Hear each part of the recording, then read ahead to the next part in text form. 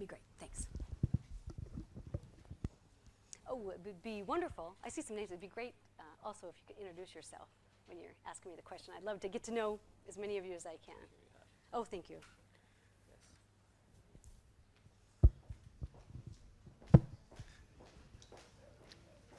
Thank you so much, Deva. Sure. Right, as we are going to, we are recording the session. I appreciate that you ask your question using the microphone. So I'm happy to provide the microphone to our first. It's already there. Okay. So make sure that it's working properly. Okay. Hello, I'm Andrea Leisevitz. I'm a molecular biologist. And my question is about astronauts' physiology. So you said that they lose bone in the lower limbs, not upright. So might be something related to circulation, blood circulation. What kind of signals are you losing in your lower limbs and not in the other? I know that organisms are really smart and they keep what is really important. They keep it right. Right? So when you are cold or it's very cold, you lose blood supply to your extreme, your limbs and your hands. So maybe it's something related to that. And do you know if there's any research about it? So it's a great question. I think everyone heard it. What about blood flow? So physiology, I'm an engineer, but I do know a little bit about quantitative physiology. So I always talk about musculoskeletal system because muscles are attached to the bones. Those are my actuators. Cardiovascular.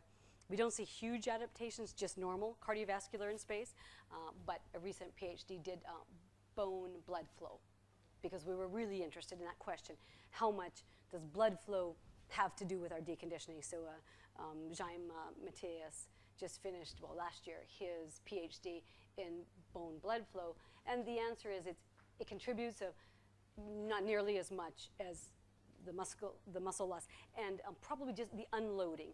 The reason that we don't see it in the arms, you're still active, but I'm flying around, and I'm actually using my arms as my legs. So rather than walking and being a biped, now I'm using my arm musculature and my bones and getting some impact. Because you probably don't count, maybe if you have a little pedometer, how many steps do you think you take every day? Anyone? Just guess. Thousands. If you're really active, it could be 10,000 a day.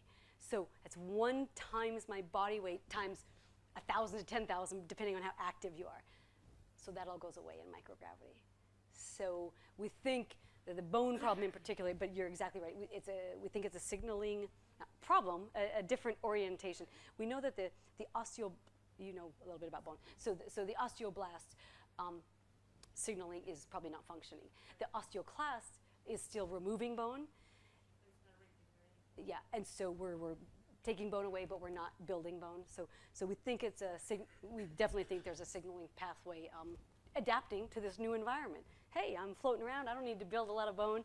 So the osteoblast kind of sit down, and then there's this fantastic new area, osteocytes.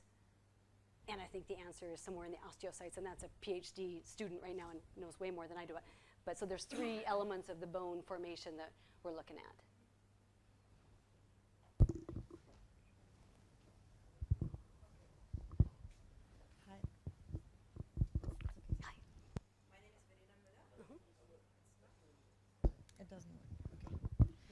My name is Verena Müller. I'm agronomist, and I would like to ask a completely different question. It's about your team.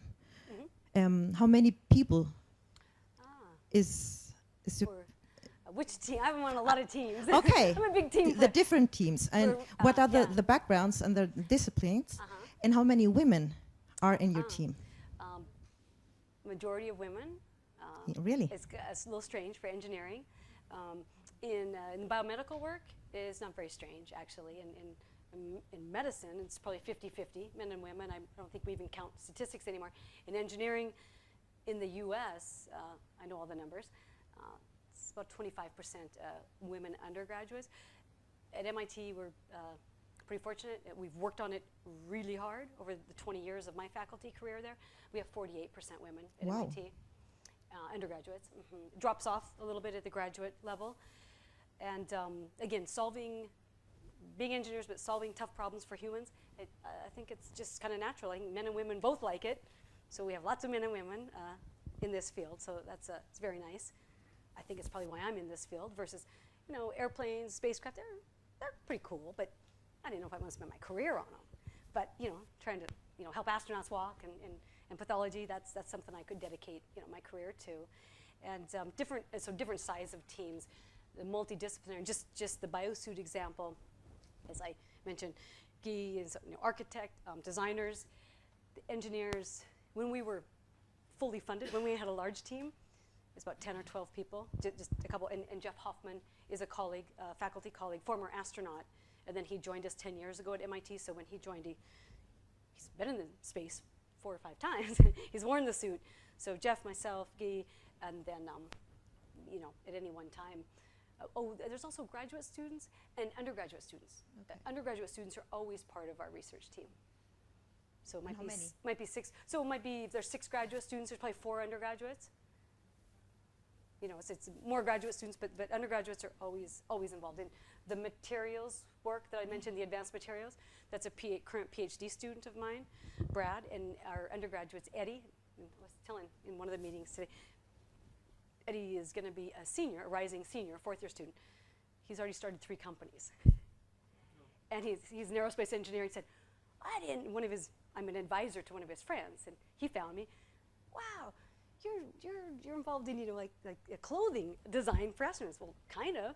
Well, one of his companies is a surfing clothing company, and as an aerospace engineer, he didn't know he could work on a suit project. And I said, Eddie, you're my man. You can work on our suit project. He's so very good.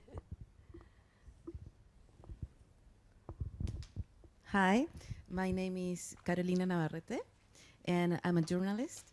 And I have a question. What do you think about Stephen Hawking when he said that aliens could be a threat for humans on Earth? Why do we have this dream for traveling to the space and another planets? And maybe is unuseful. Maybe Is I it don't useful? know. Not useful. Yeah. Okay, that's useful. 3 questions. Yeah. All right, you're gonna have to remind me. I wanted to answer a different question by Stephen Hawking, not the one you asked, because Stephen Hawking has flown in microgravity. So can I tell that story? I'll answer your questions. A friend of ours, a close friend, has a company, and privately you can pay to fly 0 gravity flights. And Peter Diamandis is a friend and collaborator of ours. And so we flew Stephen Hawking's for free. It was really scary, but someone trapped, what a mind, and trapped in that body. Can you just imagine if you're liberated and floating? And he said he always wanted to be in space, so the best way we know how to do that. So long story short, Peter flew Stephen Hawking's on the 0G airplane. And they first started and they said, we're gonna fly. If it works out, they tested it with an 11-year-old boy, because Stephen's pretty small. And so the day before, all day flying with 11-year-old boy, how? Because you don't want to break him. And you have to be very careful. And that'd be really terrible to kill Stephen Hawking. And so they tested it out. He flew. Everything went really well. And it's complicated because his speech. So he has to have his translator, because he talks with his eyes. So his translator there, everything's going great. And you can YouTube it. It's fantastic. Stephen's flying. But he wouldn't quit. And they said, okay, 1 problem's great. 2, they did 3 problems. Okay, that's it. We're going to call it. It was fantastic. We're shutting it down. No, I don't want to. He's telling them, I don't want to stop. No, we have to stop. So they flew 9 parabolas, I believe, with him. So he's a good negotiator because okay, anyhow, you want to ask me. So the first comment, I'm not exactly sure what he was thinking when he's talking about aliens invading Earth. So I don't give that much credit. I think he's a genius. I love his work. That one, he's a little off the mark. I don't actually know what he was smoking that day. It doesn't. It is just incongruous with. It's because he's never said anything like that before. So was he? Given that his translation, maybe they misquoted him. Maybe it was a journalistic error. Let's give him. Maybe they misquoted because that's a little strange. In terms of why we should explore, I'm ask that a lot, why we should put a lot of resources into human spaceflight, and who should do it in the world. These are all really great questions. As you can tell, I'm a big fan of exploration, and I think there's so many good reasons to explore. I'm also a big fan of humans and machines, humans and robots exploring together. So that's why, so we celebrate the landing on Mars this week. To me, it really doesn't matter if there's rovers or humans there. I'd love to see humans and to go that far, but it's just important that we're doing this type of exploration and learning, especially about our solar system, and Mars is so interesting. And I think we should send humans to Mars. I'll work another 10, 20 years on it for the search for the evidence of past life, because that's huge. That's 4.3 billion years ago, maybe Mars had life. Intelligent life, I don't know. But if it had life, and we're looking for carbon-based life forms, we know it had water, it has ice now, well, we have to rewrite all of the science books, because that's huge. And I'm no expert, but just like all this exoplanet research, because there's some expert colleagues. I wrote a textbook 10 years ago, and I wrote 9 planets, and we listed them. And now my iPad beeps at me every day and tells me how many planets have been found. Like every day, there's new planets out there. So it's, we just have a lot to learn. So anyhow, long-winded answer, but I think exploration goes on. And when you do the trades and what's the investment worth, what's the inspiration, what's the innovation, there's just so many reasons, I think, that are the right reasons, but from education to actual real impact. NASA has not done a good job at all looking at what we call them spin-offs, all the technology development that's used right here every day on Earth that came from, let's just call it investment in high tech. They're really important. I mean, they're really important for national economies. They're really important for global economies. So there's a lot of, I think there's just a lot of benefit. Thanks for the question.